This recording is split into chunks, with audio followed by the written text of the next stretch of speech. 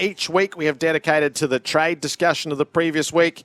Luke Hodge and Dermott Brereton, you can have a listen to what Sam Edmund's got for us as to how the past 7 days have unfolded. Sammy, it's all yours. Well, Tim Taranto is a really interesting watch at the moment. So Richmond right in the mix here. I know he's been linked heavily with Collingwood, but Richmond coming hard for Tim Taranto as well. And so the Pies have got a dog in the fight. Geelong to some extent as well, even though the Cats like the thought of Jacob Hopper in the hoops next year. So they're slightly different. I mean, neither has reached free agency status. Taranto is 24, Hopper's 25, but Taranto's out of contract, Hopper is not. So logically speaking, Jacob Hopper will be harder to acquire, but that's the path the Cats want to go down. I think Tim Taranto, if he's sitting here right now, you're saying he's either going to be at Punt Road or he's going to be at Collingwood next year. De Goey will either be at Collingwood or St Kilda next year. I think if you're a betting man, you're putting your chips in the Collingwood corner at the moment, and he stays at the price that is right for Collingwood. Brodie Grundy is on at the moment. Rule out GWS, but he was blown away by the Melbourne presentation, I'm told, that he was so impressed by what the vision that Melbourne set, their professionalism, what they sold to him. And Melbourne have been here before. They got in front of Adam Cerra last year when he was well down the path to Carlton. And Adam Cerra left that meeting blown away again by what the Demons had to say and the vision they painted. The only problem for him was that Melbourne didn't have the levers to pull to get him in the door, so he ended up going to Carlton. So it doesn't mean that Melbourne are going for Brodie Grundy as a priority. I mean, I'm told they might want to go younger, they might want to go cheaper, but they have met with him.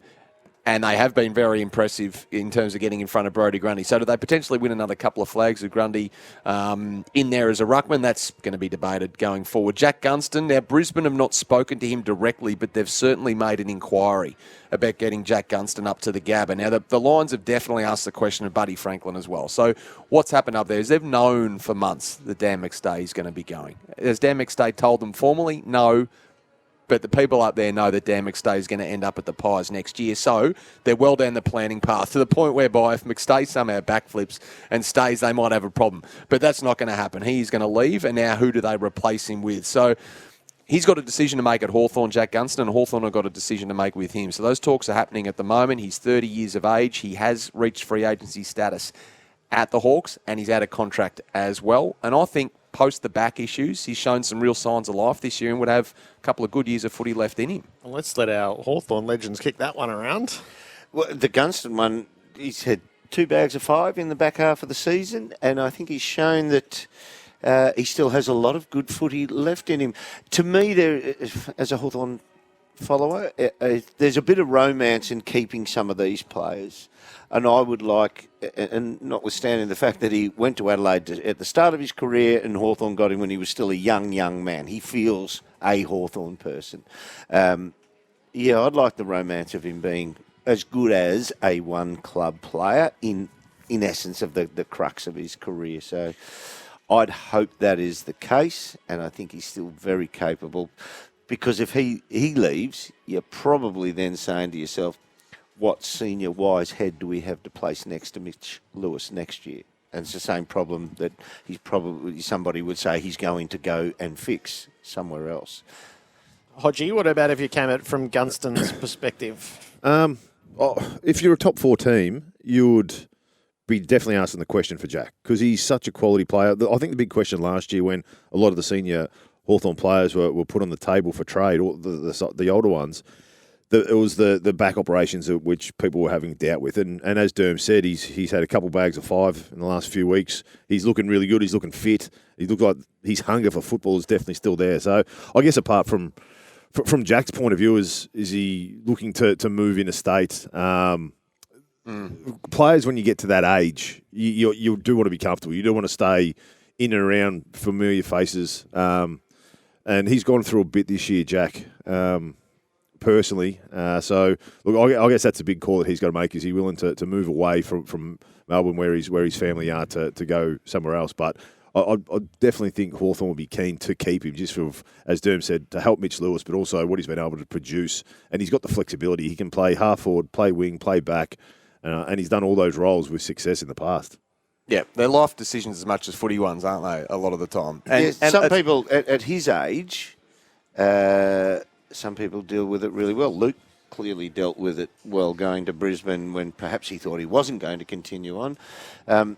some of us struggled when we went interstate at a certain age because you're too set in your life. Your business interests are in your home state. So, and because he's a free agent, it's not like Hawthorn are going to get a lot back or him the other way, but it certainly helps Brisbane. I think it's smart business if you're Brisbane because they don't have to use a pick, and we know that they'll need to sandbag a lot of their picks for the father-sons, Will Ashcroft and Jasper Fletcher as well, who they're committed to. So they're going to need all the picks they've got. If they are able to convince and Hawthorn let Jack Gunston go, then I think that's good business. He joins as a free agent, and it's McStay out, Gunston in. If there was no... So if his father wasn't Marcus Ashcroft, what number would he go? Oh, he's right at the pointy end. Yeah, right. So you're saying he's number one? Or he's on the podium. Yeah, he's in the conversation. Yeah, I'm no draft expert, but that's speaking to people who the track watchers, if you like, of the foot industry, says right up there. Dyson Heppell, Gerard's been a really fascinating case, and I have a bit of sympathy for Dyson because Essendon were very slow to come to the contract table here. In fact, they didn't come at all for a large portion of the year, and when they did, the offer wasn't a terrific one. It was a one-year deal and not a belter financially. So then the Gold Coast come in. 2 as a player, 2 as a coach, 4-year package. That was the indication. They spoke to him, they flew down, they met with him as well. So Dyson, as you'd understand, after the shock of it all, it started to get his head around the fact that, well, maybe it won't be a bad thing. Go up there, change of scene. He got his head around it. He was warming to it. And then in the meantime, the Bombers improved their offer and the Suns went cold. I mean, the Suns were angered by the Bombers going for Rankin. Now, there's no love lost between the two clubs at the trade table, I'm told. So the Suns agreed to pay a portion of Peter Wright's wage as well in a trade going back a couple of years. So if you're looking at it with a sceptical mind, you're thinking the Suns have planted the seed and they've made Essendon pay more. Now, that's a big ruse to get that far, Gerard. But what's fair to say is that there is no love lost between those two clubs. And yeah, they were interested in Dyson Heppell, but now that it's potentially fallen through from a Gold Coast perspective and the Essendon have upped their offer, I don't think their hearts are bleeding over it, to be honest. That's where we sit with him. And Isaac Rankin, we wait, as do the Suns, hoping for the best, but fearing the worst from their point of view anyway, and that is that he accepts that $4 million over 5-year contract laid out by the Adelaide Crows, which is a big one. It could be a big move. Just to go back to Brodie Grundy, so he is sitting in and entertaining club offers from other people. He is actively participating in interviews with other teams. Yes. So that makes a mockery of the 20 years ago, the anti-poaching laws, doesn't it? So do you think he's emotionally out the door? I think his read is that Collingwood are... they would like to see him out the door. Yeah. So do you think after that read, do you think he's emotionally got his head around? I'm leaving. Heavy-hearted, but God, if they don't want me, and there's this neat little queue, I suppose I better see where my heart lies. So in your dealings, you've spoken to Brodie Grundy in person before. Have you ever had a longish conversation with him? Yeah, I might. Yep, once or twice. He doesn't strike me as a fellow who will say, "This hurts." I've been viewed as my salary needs to be sacrificed here, not me as the player. He strikes me as a player who could look at that philosophically and not be hurt by it. It would be mildly confusing, would it not, to be offered 7 years, $7 million, and then for it so quickly to be, but I thought we were going to live together for the rest of our football careers. Mildly confusing because they didn't know that Darcy Cameron was going to be as capable. But what you've got there is somebody capable of filling the role, perhaps not the actual ruck role as well as Brodie's best, but capable of filling it and still having the team win at a far more reasonable price. But That's what Collingwood are thinking. He's still in a pretty good position, though. So it's not as if he's sitting at where are Collingwood now? They've moved down to third because of Brisbane Lions. But it's not as if he's going from a team that's third down to 15 or 16. He's looking at a side that's the reigning premiers. And then he's also, Geelong, another one who have been crying out for a ruckman for a long time. So at least the ball's in his court. It's not someone where they're saying, get out and we want you to go to a team that's not playing finals over the next few years. He's got pretty appealing offers from quality clubs. Yeah, so his motivation's got to be, well, I'll go show you. I'll go win a few flags. Yeah, as I said, I had a wonderful opportunity to speak to him. I reckon for 60 minutes at one of these functions and just hearing the way he talked about life. And I think he'll deal with it quite philosophically. Yep. Yeah. Anything else?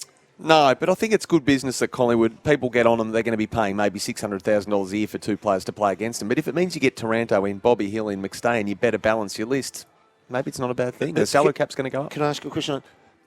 So, having seen the boys, trained with them, know them inside out, Taranto and Hopper, are they? It seems like they're going to definitely lose one.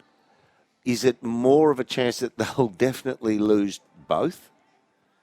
I think there's a real chance they lose both. Yeah, absolutely. This will be a target. This won't be an exodus, but it'll be a targeted parting of the ways with a lot of players up there. Tanner Bruin as well, Bobby Hill, and the list goes on, because this is their lot. This is where they're at. They went all in for the flag, didn't quite work out. Now, as we've seen with other clubs before, they need to make room at the back end, bail some water out of the boat, if you like. They're slightly different players. I think Hopper's better at the source. His figures don't show that this year, clearly, because he spent so much time out of the game. He's better at the source. Taranto's figures look better at the source. Taranto's a better goal kicker, but we haven't seen that come to the fore either. Hopper's better at the source with his sidestep and ability to find a tiny gap in space in the traffic. So they are very, very similar players. But if you're asking me, I think Taranto's more likely to leave than Hopper.